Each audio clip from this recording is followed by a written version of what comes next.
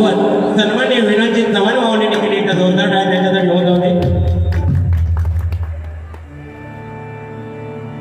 कोणी सांगितलं भ म्हणजे मधावा, ज म्हणजे जपावा आणि न म्हणजे नमावा. भक्ती रसातून जनमानसा समोर नतमस्तक होऊन केलेलं नमन त्याला भजन म्हणतात. हे सगळेच बुवा सांगतात. पण त्या भक्ती रसामध्ये नाहून आपण या हरिनामाच्या खुर्चीवरती बसून जे बोलतो ते प्रत्यक्षात आपण समाजामध्ये वावरताना त्याचा कितपत वापर करतो, कितपत उपयोग करतोय, प्रत्येकाने अवलोकन केलं पाहिजे नाही का. खुर्ची मिळाल्यानंतर मी सुद्धा बोलणार छत्रपती शिवाजी महाराज जय बोलत म्हणजे काय जय नाही जय नाही. आपको देह छत्रपती शिवरायांसाठी वाहिलेला आहे. समजलं का. मी काय पाकिस्तानात काय सावटपणा लावण्याने नव्हती. कोणी काय सांगितलं मगाशी महिला वर्गांना काम करू नका. कपडे धुताना साबण लावायचं आणि फोन करायचं. हे येऊन करतील का. शिक्षण घेऊ नका म्हणून सांगितलं नाही. मला सांगितलं ना तुम्ही तुमचेच शब्द सांगते. बघताच काय जेवढीला तुम्ही घाबरणार नाही. सांगितलं तुम्ही शिक्षण नाही घेतलं तरी चालेल असं बोलला. म्हणजे आता उद्यापासून शाळा सोडल्या मी पोरांनी तर त्यांनी करायचं काय. माने साहेबांकडे येतील. माने साहेबांना तुम्ही बुवा काय तो ठेवला त्यांना आता सांगितला किती बारी पडली मध्ये. त्याच्यापेक्षा सरळ सांगायचं ना की महिला वर्गाने तुम्ही मुलींना सांगायचं तुम्ही डिटेल करा, फेशियल करा, क्लीनअप करा. घेऊन घ्या. डिटेल करा, फेशियल करा, क्लीनअप करा, पावडर लावा.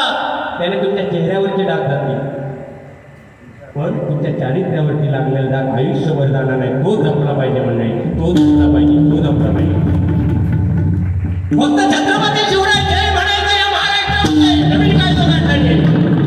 मी म्हणतो छत्रपती शिवराय जय म्हणू नका पण त्याच्या छत्रपती शिवरायांनी दिलेले गुणधर्म आहे, छत्रपती शिवरायांनी दिलेली वागणूक आहे, छत्रपती शिवरायांनी दिलेले विचार आहे प्रत्येकामध्ये रुजले पाहिजे. फक्त जय म्हटलं म्हणजे झालं नाही. जय म्हणून काय म्हणणार आहे. कपाळावरती चंद्रकोर, कानामध्ये बाळी, आमचं मावळा सकाळी घराबाहेर पडतात स्त्री संध्याकाळच्या मावळ्यात नाक्यावर धरून आलो तर लागता काय उपयोग होतो. त्याच्यापेक्षा मी म्हणतो की एक एक गुण छत्रपती शिवरायांचा अवगत करा आणि तो अवगत केला तर छत्रपती शिवरायांना पोच पावती असेल ही मी सांगतो नाही का. बाकी कोण या तुझे चांगला सांगितला नाही पण त्या मध्येच काहीतरी म्हटलं नाही. मी आता तो शब्द वापरत नाही कारण एका मुखाने तुम्ही महिलांची तारीफ केला तो मध्ये शब्द वापरलाच ना फटक होतो. चांगलं नाव मी नाही वाईट मी नाही सांगणार. त्यांनी ते समजले असतील. म्हणजे आपल्या मुखातून व कसं माहिती आहे आपण ना एक तुमच्यासाठी सांगतो.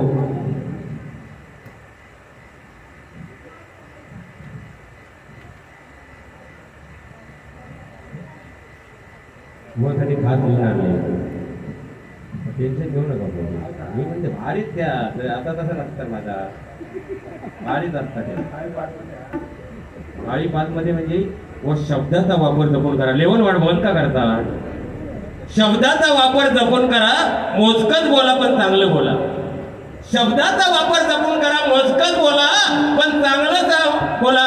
मी एकच सांगेन ज्याला खाताना जीभ सांभाळता आली, ज्याला खाताना जीभ सांभाळता आली त्याने आपलं आरोग्य चांगलं जगत बघा. आणि ज्याला बोलताना जीभ सांभाळता आली त्याने त्याचं आयुष्य अख्ख सोन्याचं होऊन जाणार. म्हणणे सोन्याचं होऊन जाणार. सोन्याचं. कारण या 2 गोष्टीवरती आपण जर ताबा ठेवला ना 100% आज बुवानी मगाशी सांगितलं नाही की पवार बुवांका मार्ग जास्त. आज दिवस रात्र एक तर दिवस झाले काय नवरात्र बसणार, गणपती बसणार पण ह्याच तुमचा मोठेपणा आहे. म्हणजे दुसऱ्याच्या खांद्यावर बंदूक ठेवायची आणि धडाधड गोळी झाडायची नाही का. म्हणजे मी नाही त्यांना आणि कडी लावा आतली भारीच त्या. आता तुम्ही एक पॉईंट देतात गजरात मी पेटवणार माहित आहे. गजरात पेटवला तरी मी काही गप्प असणार नाही. माणसं नसले तरी युट्यूबवालेवर या लक्षात ठेवा. नाही तर माणसं गेल्यावर म्हणजे बिंदास राजा युट्यूबच्या मार्फत घराघरापर्यंत पोचवेल काय त्या. पहिले 2 तास गेलेलं परत गजरात 2 तास काढशा आणि पवार जाऊन म्हणून म्हणशा तुम्ही. पण तसं काही नाही. बुवा अतिशय सुंदर बुवा तिकडे जोरदार टाईम होऊन जाते.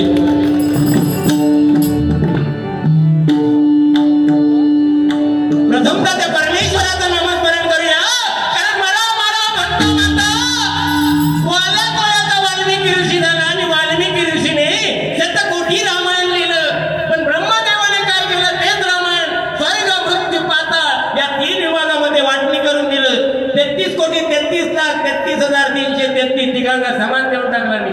पूर्ण एक ग्रंथ तो म्हणजे अनुष्ठान ग्रंथ. आणि त्या अनुष्ठान ग्रंथामध्ये सुद्धा ताई 32 अक्षर होती. परत ब्रह्मदेवाने 10 अक्षर स्वर्ग मृत्यू पाताला देऊन टाकली. 2 अक्षर उरली ती म्हणजे रा आणि मग हे आपलं भजन आहे. मानव जन्माला आल्यानंतर बारशाला भजन होतं जय जय रामकृष्ण हरी. एखाद्याचं लग्न झाल्यानंतर लग्नाच्या पूजेला भजन होतं जय जय रामकृष्ण हरी. आणि समजा एका दोघात टाकलं जाताना सुद्धा जय राम श्रीराम जय जय राम म्हणजे भजन आपल्या पाचवीत बुजलेलं आहे. त्याही पेक्षा मी जाऊन सांगेन ही भांडूप नगरी म्हणजे भजनाची पंढरी आहे. एक जोरदार टाळ सगळ्यांना उठवली.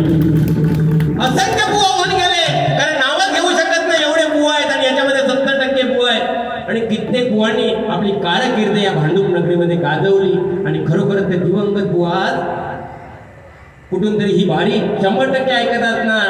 ते म्हणत असतील विनोद चव्हाण बरोबर आज पवार बुवा इलेत म्हणजे विनोद चव्हाण बुवा काय साला जागा ठेवणार नाही पवार बुवांचे वाटतं. आता जेवण मिळून इलेत म्हणजे ताट होऊन इलेत ते. हा म्हणजे जेवण होऊन गेले मजबूत. बाकी बरं आहे ना?